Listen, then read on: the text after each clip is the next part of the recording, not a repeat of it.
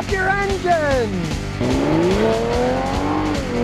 Now, people are often asking me about compact luxury crossover vehicles. The RDX in 2007 was the first luxury compact crossover SUV that they made. And this was also the first time they put a turbo on a 4-cylinder engine. So let's see how it held up over time. First thing we'll check is the mileage. What does it have?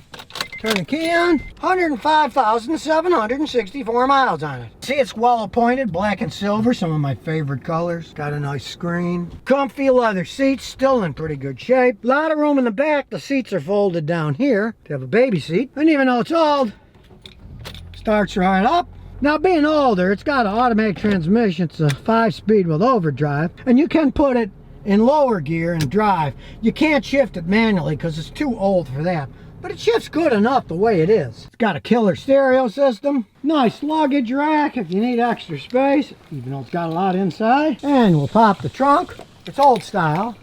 And as you can see, a lot of room in this thing, especially when you have the back seats folded up. This one's got a baby seat on it.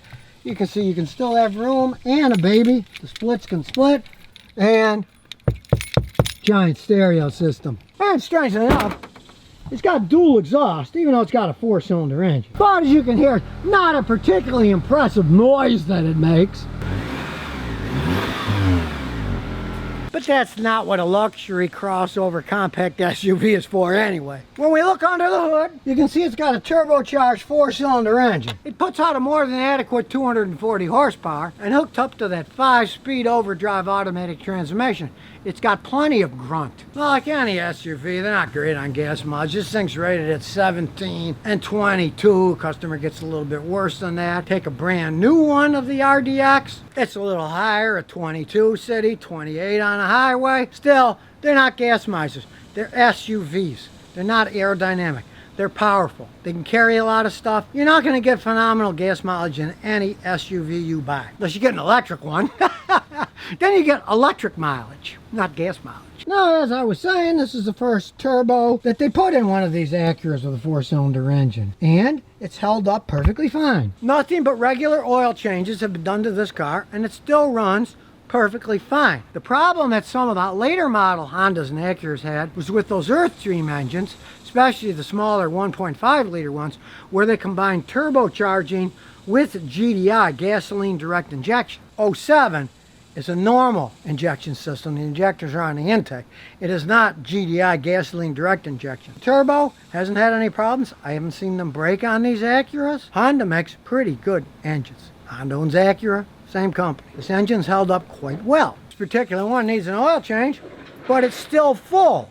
It doesn't really burn oil, and it still runs quite well, like I'm going to show you. Just hop in and start it up. Typical Honda Acura product. Starts right up. Still has freezing cold air conditioning. First thing you notice when you're driving, it's still a very solid feeling cars. Acuras are notorious for handling well and being zippy. And when you come to a stop, turn the fan down. The only thing you can really hear is a little rumbling from the engine. They're very smooth. And let's check it out and drive. See how that turbo kicks in. Once it spools up, smooth shifting, has plenty of pickup for a 4-cylinder engine. And as I said, it handles well, takes the bumps pretty good. We went over a big bump there.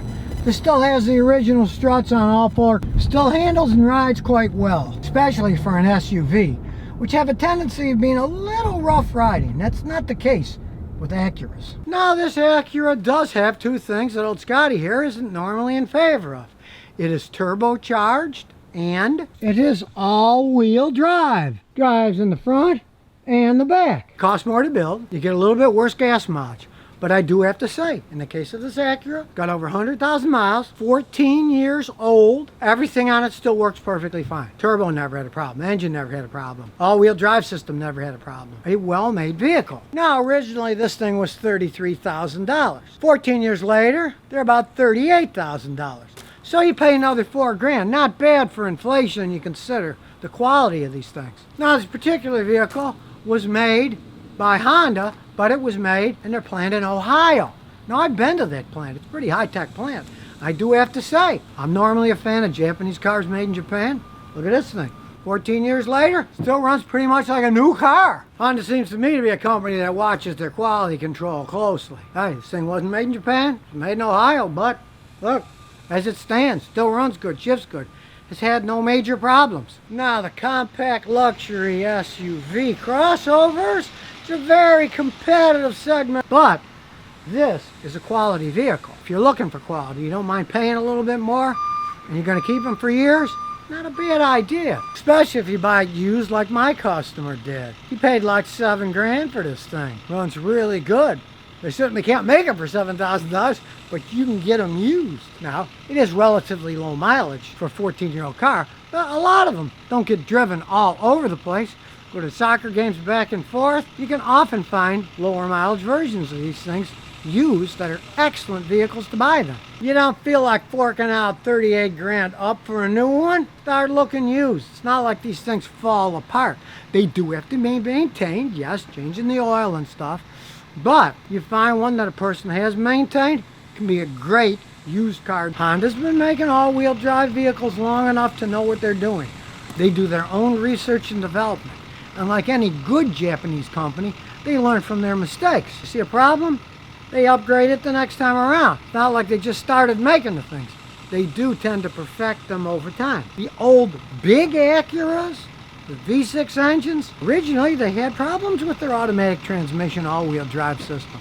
These little bitty four-bangers, no, they haven't. They got a lot less power to them too, where there's less strength. And this thing isn't like that crossover Mazda that I checked out a few weeks ago that really could barely get out of its own way. It tells you to get out of the way. It's got plenty of zip to it. Plus, even though it's 14 years old, it's still stylish. Stands the test of time. Isn't a particularly dated design. And yet, like any Japanese car, these cheap plastic headlamps are starting to fade. But you can either spend a lot of time polishing them or go aftermarket and buy a new set. Don't let something small like that push you away from an otherwise really well-built vehicle. So now you know the truth about this luxury crossover compact SUV, and why you may or may not want to buy one. But if you are looking for, they call it a compact, I call it mid-size myself, everything changes over time, this is certainly a very good choice, especially used where you can save a ton of money. And here's some bonus questions and answers. Shane Turner, 1999 says, Scotty, I got a 2013 Ford Taurus, 150,000 miles. I make a sharp left turn, I hear beeping. It says power steering fault, now my car's hard to steer. I check recalls, and my car has no open recalls. Please help. Well, I don't know what you checked, because I'm looking at my phone right now and it says 2011 to 2013 Ford Taurus among vehicles recalled for electric steering problems. So you might look a little bit harder. Take it to a Ford dealer, complain about it. The only problem is it's now 8 years old and they may have passed it by, who knows. But theoretically, any recall is supposed to last forever. Now, of course, realize you have electric power steering. That was one of their early systems, and they've had problems with them breaking down. Yours obviously has broken down. Now, let's say Ford said they won't fix it for free. Well, then you take it to a mechanic like me.